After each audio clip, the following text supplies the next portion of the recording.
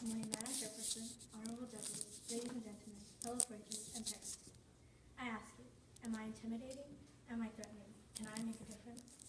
These are questions that must have crossed the young mind of a girl from Pakistan named Malala Yousafzai.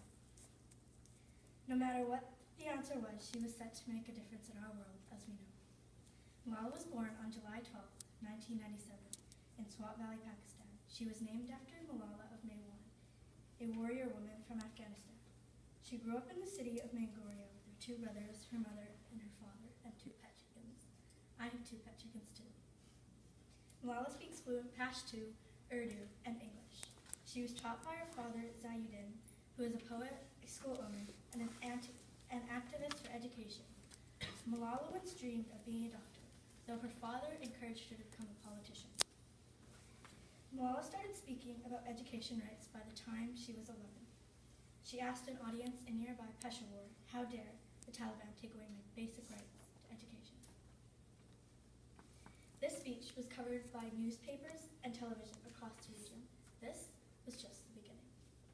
In 2008, Malala was approached by the British Broadcasting Corporation, or BBC, to blog anonymously about her life and the growing influence of the Taliban there. This was very dangerous. No one speaks out about the Taliban, especially a girl just 12 years old.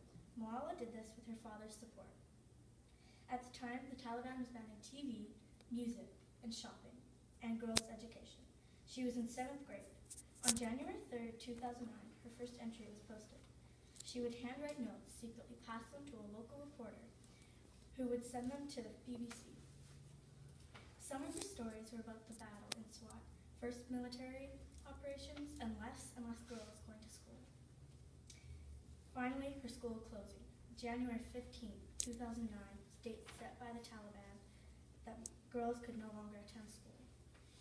That same day, Malala read pieces of her blog in the local newspaper that had been published for the very first time. In February 2009, the Taliban changed their minds slightly, allowing girls to return to school for primary education. By December 2009, her identity was given. She was interviewed on national TV, international newspapers, including the Toronto Star. She continued her advocacy for female education. As Malala became more and more recognized, her safety became a concern. Death threats were being put in the local newspaper and slipped under her door. This was the way of the Taliban trying to stop her. A meeting was held, and the Taliban's leader decided to kill her. On October 9, 2012, Malala was on a bus home from school when a masked man boarded the bus. He demanded to know which girl was Malala. When her friends looked towards her, her location was given. The gunman shot her in the left side of the head. The bullet entered the left side, went down her neck, and into her shoulder. After the shooting, she was airlifted to a military hospital in Peshawar. Doctors operated on her brain and had to remove the left portion of her skull, allowing room for her brain to heal. She was given a 70% chance of survival. Offers for further treatment came in from around the world. Malala went to the Queen Elizabeth Hospital in Birmingham, England. She was discharged from the hospital 86 days later. In March, she was back at school in Birmingham, England. Malala has continued her mission to support and promote female education. On her 16th birthday, she spoke at the United Nations, calling for access to education around the world.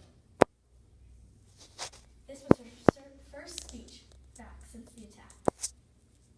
On October 10th, Malala was announced as the co-recipient of the Nobel Peace Prize for her struggle against the suppression of children, young people, and as well as the right of all children to education. She was the youngest ever to receive the award. She was 17 years old. With one pen, one girl my age, it made a difference. One who believed